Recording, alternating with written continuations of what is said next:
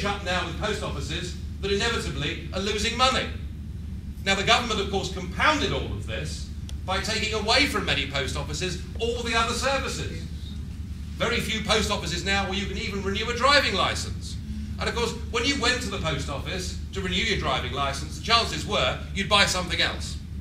So on a European level, partially at a UK government level, the profitability is gone. So then the government is left with a difficult decision.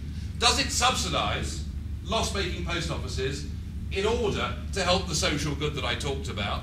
Well, even if it wanted to, it is now prohibited by another European Union directive that says that we can't subsidise loss-making post offices. So we've got 2,500 post offices closing in Britain directly because of 2 EU directives, and yet nobody in the 3 main parties will talk about it. In fact, the glory boy Tory, who's standing in the Crewe Nantwich by-election, cites post office closures as one of his key concerns. And I view that, and I'm not going to talk personally about the candidates, apart from our candidate. I'm going to be very personal about him.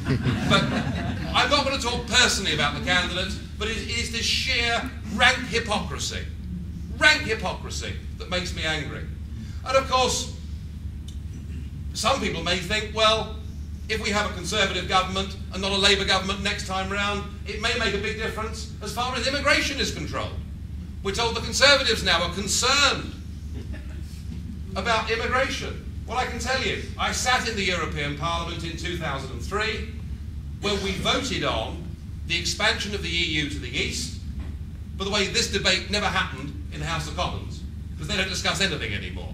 But it happened in Brussels and Strasbourg, and the only party to vote against opening borders with no limits on immigration. In fact, even worse, we don't even count the number of people that come into the country or leave the country, which strikes me as madness, was the UK Independence Party. Every single Labour, Liberal Democrat, Green and Tory MEP voted for this to happen.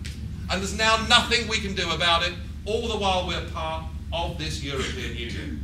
Now, I've just given you a couple of little examples there of how our lives are controlled from elsewhere. The fact is that 75% of the legislation that is made in this country every year is not made for the men and women that we vote for and send to Westminster.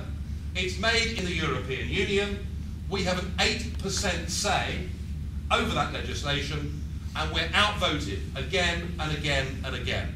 There is nothing that is actually going to stop this project, short of us seeking a completely different relationship with it.